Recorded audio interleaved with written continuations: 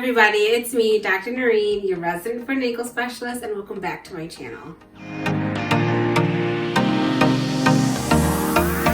So you guys, in today's video, we're talking all about hiking boots and shoes, what you should look for when you go shopping for them, and how to find the right pair for you. Okay, you guys, so I'm gonna dive straight into the content. Okay, so when you go shopping for a hiking shoe, you wanna make sure that it is sturdy and supportive, because hiking, it's done outdoors, it's done in nature, it's done on trails, it's done on uneven surfaces. You're going up and down hills, walking over rocks, walking through rocks. So there's just a lot of pressure you put your feet through. Your feet walk on a lot of unstable terrain, so you have to provide your foot and your arch with the correct support so that your foot and ankle won't be as tired and achy or painful by the time you're done with your hike. Alright, you guys, so in today's video, there's going to be a few similarities to what I say about hiking boots to what I said about shoes in my shoe video, which you should go check out if you haven't watched it already. But this is my pair. I gotta tie these shoelaces.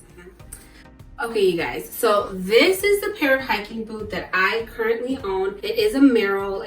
This is a brand that I do recommend to patients. They make really good hiking boots and shoes. So I'm just gonna go over a few things you should be looking for when you go to the store, when you're looking at your hiking boot. And again, it's going to be very similar for what you look for in a good shoe in general. So this is the hiking boot. What you need to make sure it does. Number one, I shouldn't be able to bend it in half. So when I try to bend this shoe in half, the arch stays stable, this stays stable, it doesn't move. The only thing that moves is right here, the toes and the toe box, which is what you want. Second thing you're looking for is you shouldn't be able to twist your shoe or your hiking boot like a towel. It should, again, doing this motion where you're trying to twist it, should keep the arch stable, and this should not move, it should not give. The third thing you want to look for is a stable heel cup. You're going to press on the back of this heel cup, and this should also stay stable, it should not move. A little give up here is okay, but down here on the bottom, this should be stable and firm. It should not move, so that it's giving the most stability to your heel that it possibly can, and so that it's holding your heel in the correct position, so that it then holds the rest of your foot in the correct position. And the last thing you want to look for is actual arch support within the shoe itself. It's going to be hard for me to show it to you on the shoe, but if you feel inside, if you put your hand in the shoe and you feel inside the shoe, you should be able to feel that bump on the inside part of the shoe, and it'll be on the inside part. It'll be inside the shoe on the inside part of the shoe,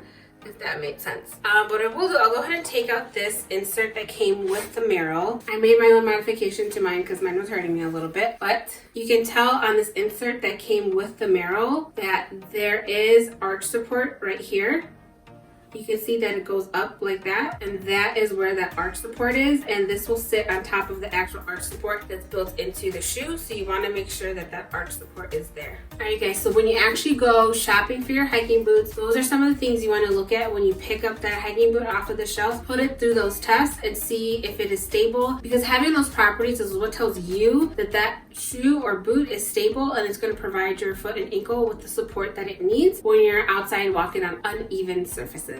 You guys, the other things you should do when you go shopping for your hiking shoe is, one, put it through those series of tests that I just showed you. It should pass those tests. If you wear orthotics or inserts regularly, bring those with you to the store and take out that insert that the shoe comes with, like that insert that I just pulled out of mine. Take that out and put in your insert or your orthotic and try the shoe on with those inserts. Also, bring the pair of socks that you would wear when you're going hiking, because some people like to wear thicker socks when they're going hiking, so bring those with to make sure you're getting the correct fit. So bring your bring your socks and your orthotics or inserts if you wear them. And then you also want to make sure you put on those hiking shoes and you walk around.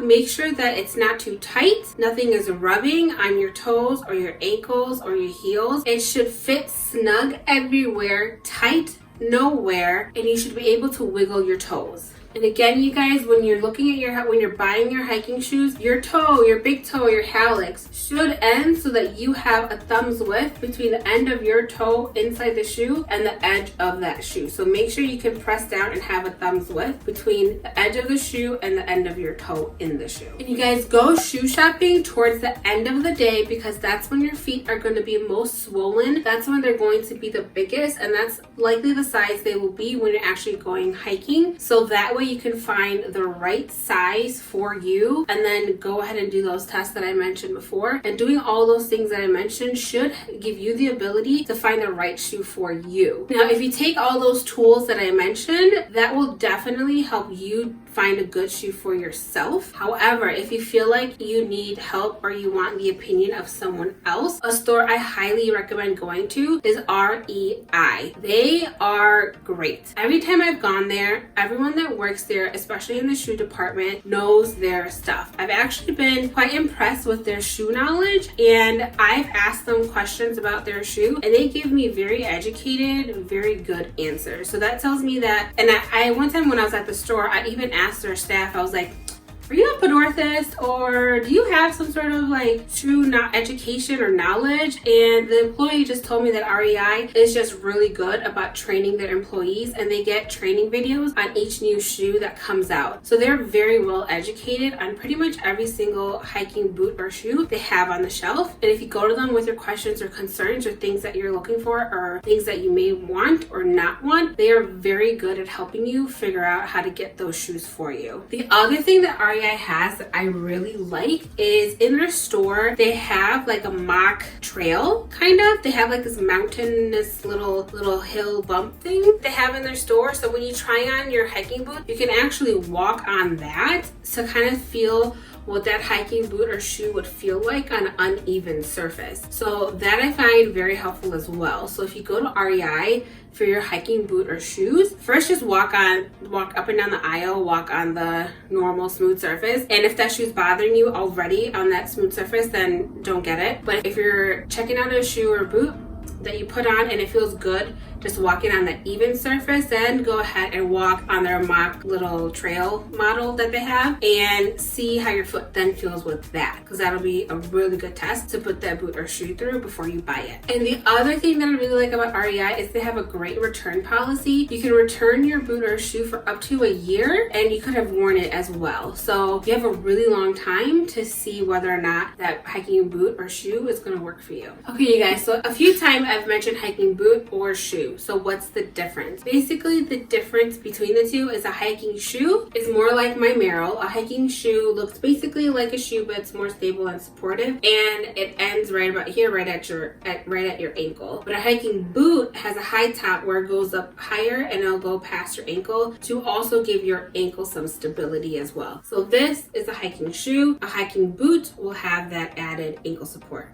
the high top. Now, should you get a hiking boot or a hiking shoe? It really depends on what you do when you go hiking. If you do light hiking, you don't go on like really aggressive terrain, or it's just something you do every now and then, I would recommend a hiking shoe because you won't need more stability than what a hiking shoe provides. However, if you're someone that goes on long hikes, you go multiple times, you go on very rugged terrain, or if you're someone that twists your ankles very easily or on a regular basis, then I would suggest hiking boots because those will continue to provide support not only to your foot but also to your ankle, which is something you'll need if one, you're someone that rolls your ankles a lot, or two, you're just going to be very aggressive with your hiking in terms of how often you do it and how rugged the terrain is that you hike on. Now, if you're a super hardcore hiker and you do multi-day hiking with backpacks or heavy loads, then I would recommend a backpacking boot, which is just even taller and stiffer, and it provides more support and stability and is more protective to your foot and ankle. You guys, another key thing that you should do when you buy a pair of hiking boots or shoes is break them in before you go hiking. So how do you do that? The way you do that is before you go hiking, start wearing those boots or shoes in your house. So I'd say about an hour. When you first start breaking them in, wear them for an hour in the house, walk in them,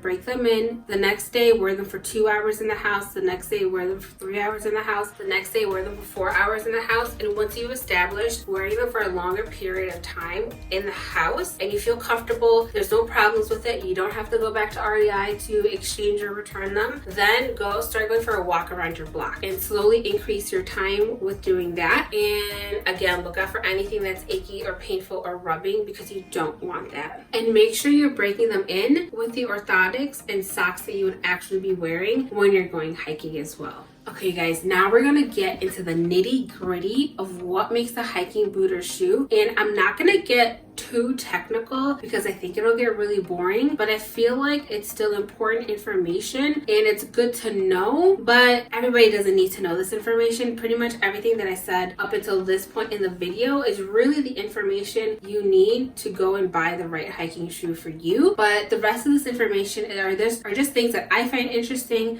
things that I think are relevant to a good hiking shoe or boot. But also, I'm not gonna get into too much detail because then I think this will be super boring.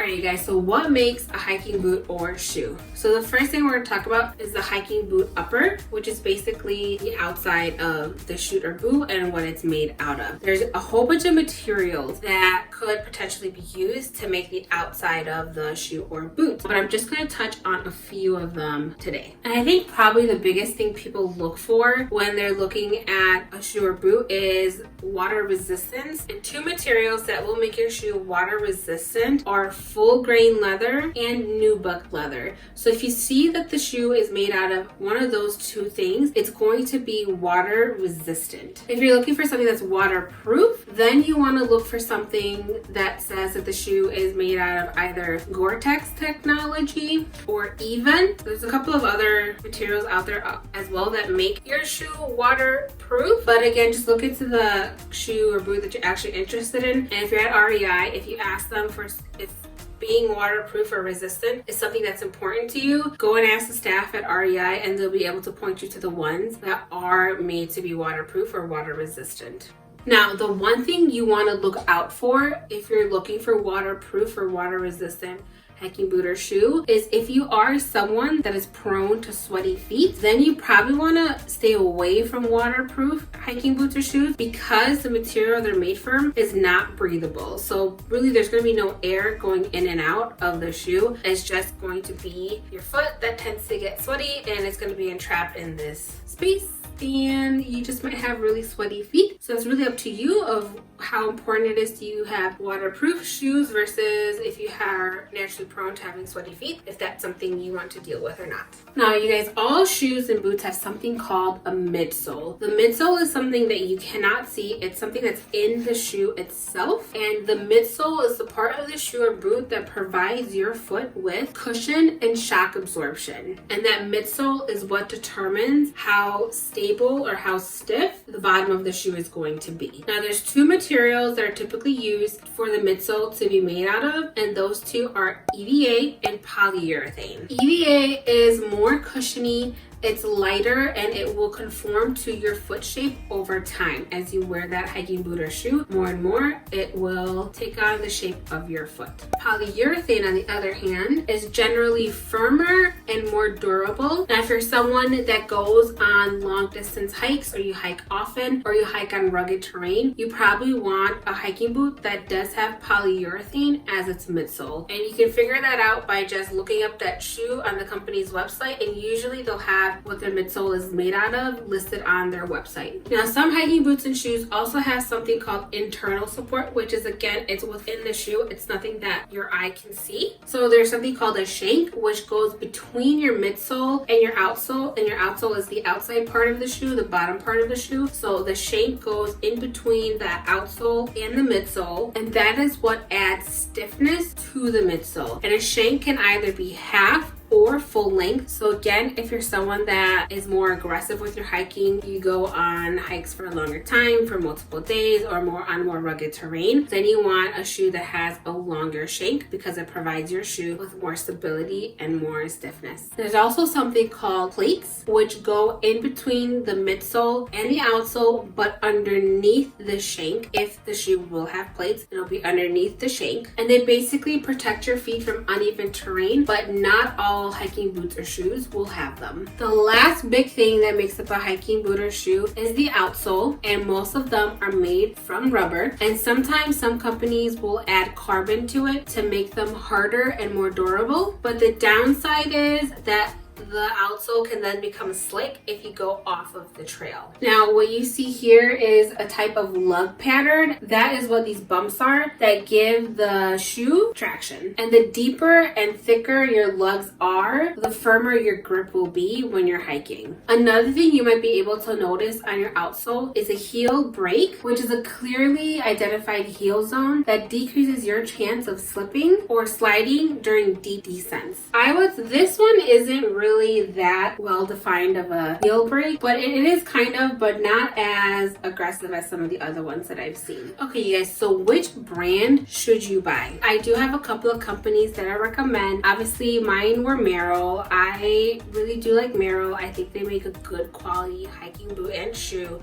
Some other good companies are Keen and Oboz. Now, if you are someone who has a bunion, a tailor's bunion, or a hammer toe, some options for a hiking boot or shoe that have a wider toe box are Ultra and Keen. So they're two companies that regularly will make their boots or shoes with a wider toe box. And like I said before, the brands that I really like and would highly recommend are Merrell, Oboz, and Keen's. And Keen's are a good option for someone who needs a wider toe box or a wider shoe. So you guys, that is my video about hiking boots and shoes, how to pick the right pair for you, what you should do when you go shopping, what you should look out for, and if you need help while you're going shopping and want a second opinion, I would highly recommend going to REI. And I've never been disappointed by anyone that works there. They're very well knowledgeable. So hopefully the employees that work at your REI will be just as knowledgeable, which I think they will because they all receive the same training. But yeah, you guys, so that's my video for today. I hope you found it helpful and informative. And if you have any questions about hiking boots, or if you want to let me know what company you're wearing, let me know in the comments down below. I hope you guys liked that video. If you did, don't forget to stretch and subscribe. Like this video. Let me know what you guys want me to talk about next week, and I will see you then. Bye guys.